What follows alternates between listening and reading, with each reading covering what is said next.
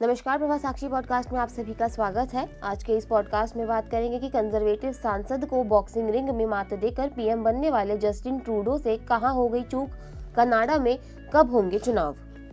तो आइए सुनते हैं आज के इस पॉडकास्ट को। लेकिन उससे पहले अगर आपने हमारे चैनल को सब्सक्राइब नहीं किया है तो जरूर कर लें, ताकि आप रोज ऐसे ही इंटरेस्टिंग और जानकारीपूर्ण पॉडकास्ट सुन सकें। लोग अक्सर मुझे कमतर समझ लेते हैं, उन्हें लगता है कि मैं हल्का हूँ। अगर मैं लड़ाई जीत जाता हूँ तो शायद लोग मुझे गंभीरता से लेने लगेंगे। साल 2012 का वो दौर जब कंजर्वेटिव पार्टी के एक सांसद पैट्रिक ब्राजेव ने ट्रूडो को चुनौती देते हुए कहा था कि अगर आपको लगता है कि आप अपनी नेतागिरी की कुछ छाप छोड़ना चाहते हैं तो मुझे बॉक्सिंग रिंग में हरा कर दिखा। पैट्रिक कराटे के ब्लैक बेल्ट थे, ट्रूडो बॉक्सिंग किया करते थे, लेकिन वो प्रोफेशनल नहीं थे। मार्च 2021 में बॉक्सिंग मुकाबले में तीसरे राउंड में ही जस्टिन ने पैट्रिक को हरा दिया, जिसके बाद लिबरल पार्टी की कमान संभालने को लेकर वोटिंग हुई और 80% के साथ 2013 में जस्टिन ने जीत दर्ज की। कट टू साल 2024 की शुरुआत 6 जनवरी का दिन। कनाडा के प्रधानमंत्री जस्टिन ट्रूडो मीडिया के सामने आए और अपने इस्तीफे का ऐलान कर दिया। लोकतंत्र की भलाई मेरे लिए सर्वोपरि।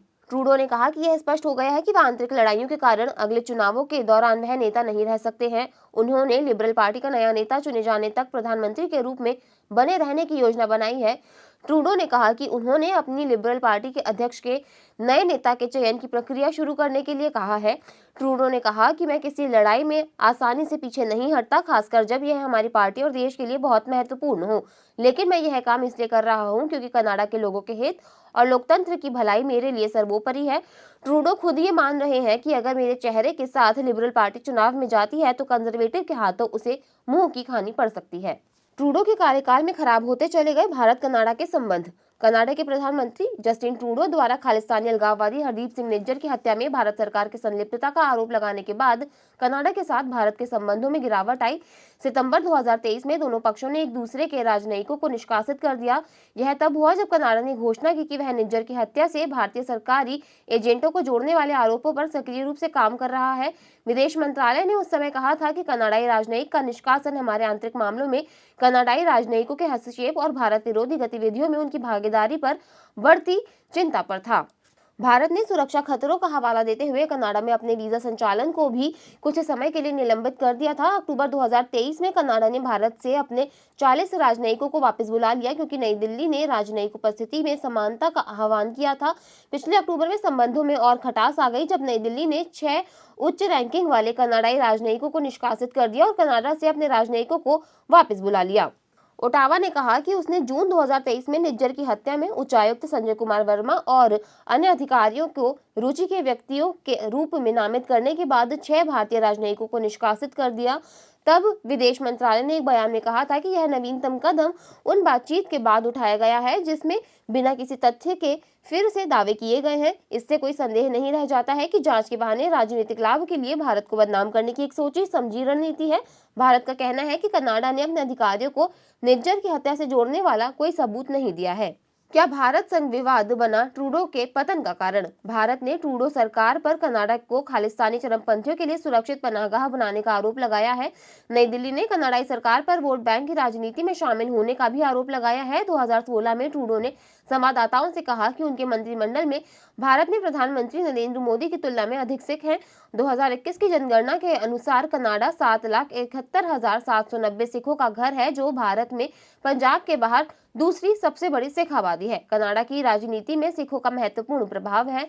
भारत के साथ संबंधों में गिरावट के अलावा ट्रूडो को अपनी पार्टी के भीतर आंतरिक चुनौतियों का भी सामना करना पड़ रहा है। कम से कम 21 लिबरल सांसदों ने सार्वजनिक रूप से ट्रूडो से पद छोड़ने का आग्रह किया है। उसमें से कई 16 दिसंबर 2024 को फ्रीलैंड के इस्तीफे के बाद के थे। पिछले अक्टूबर में 24 लिबरल सांसदों ने पार्टी के 2 संघीय उपचुनाव हारने के मद्देनजर उनके इस्तीफे की मांग करते हुए एक पत्र पर हस्ताक्षर किए थे। ट्रूडो का ग्राफ लगातार क्यों गिरता रहा?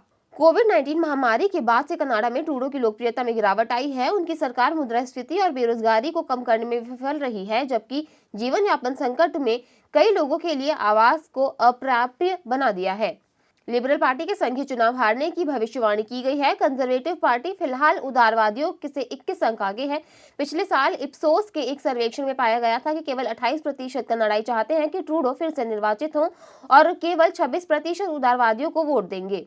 ट्रूडो द्वारा भारत को सार्वजनिक रूप से निशाना बनाने को कनाडा के चुनावों में कथित चीनी हस्तक्षेप से ध्यान भटकाने के तौर पर भी देखा जा रहा है। कनाडा के चुनाव में चीन का हस्तक्षेप। विदेशी मामलों के विशेषज्ञ रविंदर सचदेव ने समाचार एजेंसी ANI से बात करते हुए कहा था कि चीन 2019 और 2021 से कनाडा के चुनावों में हस्तक्षेप कर रहा है।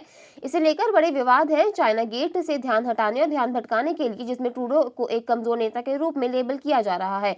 ट्रूडो ने बहुत ही समझदारी से अपने देश के भीतर अपने नेतृत्व की विफलताओं पर ध्यान भटकाने के लिए भारत को बढ़ावा देने के बारे में सोचा। इसलिए हम इससे अधिक की उम्मीद कर सकते हैं, क्योंकि ट्रूडो ने चाइना गेट के संबंध में अपनी समस्याओं और परेशानियों से ध्यान हटाने के लिए भारत को लक्षित करने की एक सचेत निर्णय लिया है। कब होंगे कनाडा में चुनाव? जिस वक्त बिहार में विधानसभा के चुनाव हो रहे होंगे, ठीक उसी समय कनाडा में भी चुनाव हो रहे होंगे। कनाडा में अक्टूबर 2025 में चुनाव होने हैं। कनाडा में दो पार्टियां मुख्य तौर पर हैं, एक कंजर्वेटिव और दूसरी लिबरल पार्टी है। लिबरल पार्टी से 2 चुनाव जीतकर ट्रूडो सत्ता में आ चुके हैं। उनके पिता पियरे ट्रूडो भी कनाडा के प्रधानमंत्री रह चुके हैं। 16 दिसंबर 2024 को कनाडा की फाइनेंस मिनिस्टर ने इस्तीफा दिया था। उस दौरान लोगों ने कहा कि ट्रूडो ने उन्हें डिमोट किया है। आज के लिए इतना ही। अगले पॉडकास्ट में किसी और मुद्दे पर देंगे आपको विस्तृत जानकारी। तब तक के लिए जुड़े रहें प्रभा साक्षी के साथ।